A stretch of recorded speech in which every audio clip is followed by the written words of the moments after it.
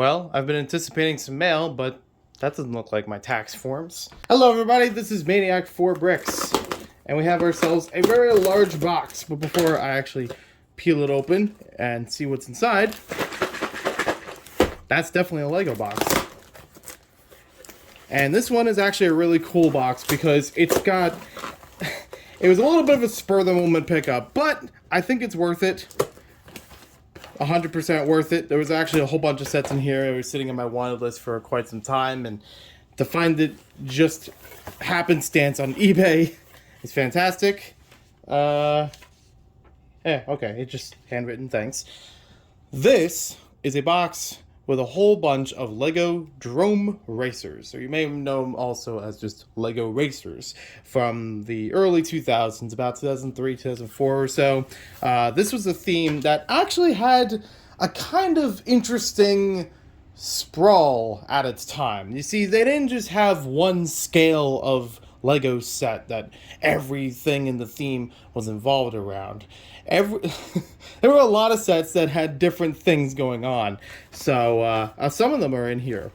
Some other ones I'll have to cover at some other later time. This one I actually grew up with. I don't remember the names off the top of my head, don't at me. 4582 though. This one is 4593. Yep. Strangely, looks like they assembled some of them, but also other ones broken up, I guess, to make it easier to ship them. 4594. That one I always kind of wanted. Let me be real here. This one I had actually looked at recently. At least pictures of it online. 4585. Good to have that there. And we've got 4584. I feel like I had just seen this one recently on an RR Slugger video, so that's funny. Now I got my own. And the piece de resistance, 4586. He's looking familiar, huh? Now, if you've been on my channel for the past year, you may have recognized these kinds of pieces. These are large track pieces that I have in two other Lego Racer sets from this time. This is another one of those kinds of track layouts, and I'll build most of these sometime later, posting pictures on socials and whatever. If you do want to see reviews about any of these, just let me know, because they are kind of interesting in their own way. So I finished building all the sets, which actually didn't take that long, not just because they have a small parts count each, but also because they were sort of assembled, as you saw earlier in the video, with the bags. So it was pretty easy to go back, check things over in the instructions, and find out what pieces need to be replaced. Luckily, it's not that many.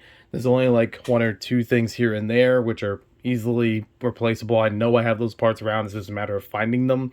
For example, most of them have like these trans black visors that are supposed to be on them. And in the instructions, it almost looks like it's just opaque black, just a flat black, like they were included in here. So fair enough that they were here. No problem with that.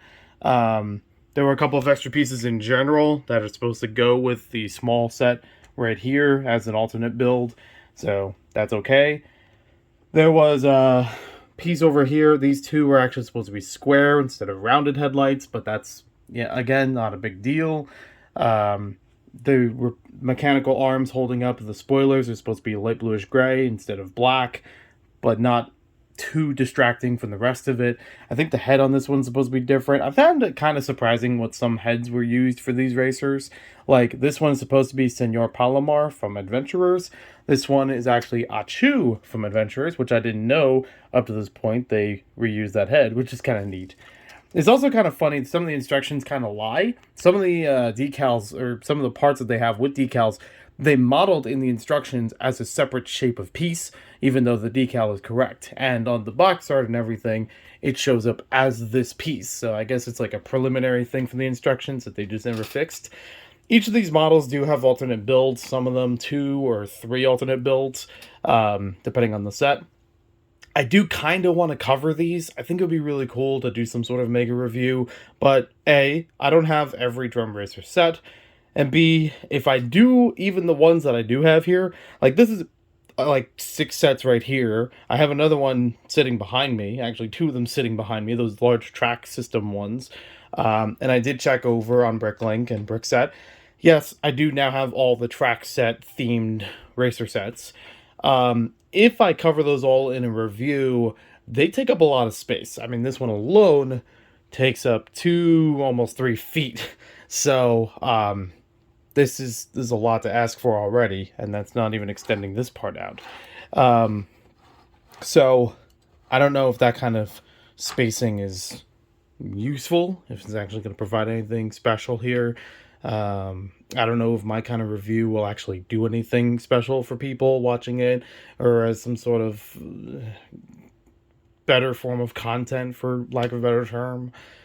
I don't know if that would appeal to anybody to look through some of these in their different systems. I don't have any of the technical ones assembled right now. I do have like 1 or 2 of them in my collection, but I'd have to go back through, find all the parts to rebuild them.